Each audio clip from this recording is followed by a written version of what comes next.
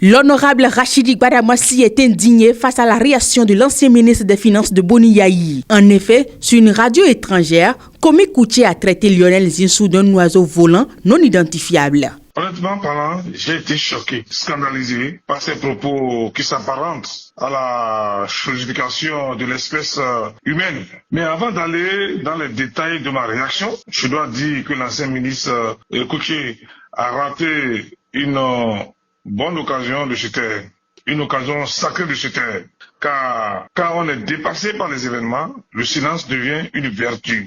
Je peux comprendre que les images symboliques que le Bénin a projetées ces derniers jours dans le monde entier, appréciées par tout le monde, où l'on a vu l'ancien président de la République, M. Fordier Donsegro, et l'ancien Premier ministre Lionel Zinsou, aux côtés du chef de l'État Patrice Talon. Je peux comprendre que ces images soient plus fortes que Komi Kouché, et c'est pour ça que je pense qu'il aurait été digne en gardant le silence.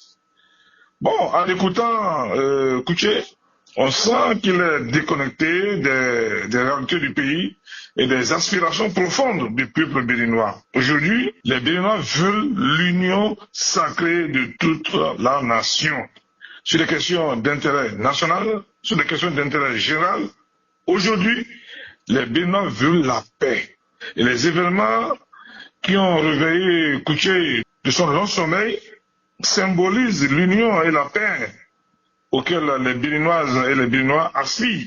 Alors, en vouloir à Lionel Zinsou, parce que c'est associé à la célébration de notre renaissance mémorielle, à travers l'exposition des trésors royaux restitués au point de porter atteinte à sa dignité humaine, est une manière pour le juge Kouché et de nous prouver qu'il est en conflit avec son histoire, avec ses origines et avec ses racines. Et un homme en conflit avec ses racines est un homme perdu à jamais. Et son cas est désespérant. Pour l'élu BR de la 8e circonscription électorale, cette actualité qui marque le retour de Lionel Zinsou témoigne de la paix et du développement que visent les Béninois et surtout le président Patrice Talon. Je ne lui dénie aucun droit du tout. Je fais juste remarquer que la position malencontreuse exprimée par Kouché sur l'actualité au Bénin montre qu'il est en retard sur le temps et sur l'avenir. Et quand on est en retard sur l'avenir, on ne peut qu'être déboussolé. C'est parce qu'il est en retard sur le temps qu'il n'est plus l'homme de son temps. Alors, monsieur le journaliste, le combat Kouché contre le président Patrice Talon et qui fait dire des balivernes est un combat sans objet et sans légitimité depuis 2021 que le chef de l'État Talon et son prédécesseur Boni Yayi se sont rencontrés au palais de la Marina. On pouvait comprendre cette posture quand l'ancien président Boni Yayi, c'est-à-dire son chef, était dans le jusqu'au-boutisme, dans son opposition contre le gouvernement du président Patrice Talon. L'honorable, dans sa colère, a invité l'ancien ministre des Finances Komi Kouché à prendre exemple sur son leader Boni Yayi, qui était déjà au palais pour discuter des questions de développement avec le président Patrice Talon. C'est la posture de Boni Yayi qui donnait de légitimité au combat de Komi Kouché. Quand c'est Boni Yayi qui l'a fabriqué, c'est Boni Yayi qui l'a fait passer de l'obscurité à la lumière. Il n'aurait été rien dans sa vie si Boni Yayi n'avait pas existé. Mais si Boni Yayi a changé de stratégie, de posture et de fusil d'épaule pour sa lutte, et que lui, Komi Kouché, refuse de faire pareil, cela démontre tout simplement que son immaturité politique est criarde et qu'il n'a aucun sens de l'analyse politique.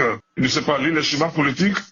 Et pour quelqu'un qui veut incarner le soleil levant, je crains que les rayons de son soleil ne soient même pas suffisamment ardents pour produire une énergie durable. Alors, Kouché ne peut pas être plus royaliste que le roi. Et en tant que Nago, ce comportement traduit du mépris pour les valeurs traditionnelles, ancestrales, à moins qui soient délivrées par ces milliards, par l'argent. Alors, Kouché se trompe de combat désormais et il risque d'être, à notre humble avis, la seule victime de ces errements, de ces égarements, tant comportementaux que verbaux. Une fois encore, je le dis en toute humilité, Kouché a manqué une belle occasion de se taire. Le développement est une affaire de tous. L'honorable Rachidi Gbadamassi invite tout le monde autour des questions de paix, de développement et de cohésion sociale.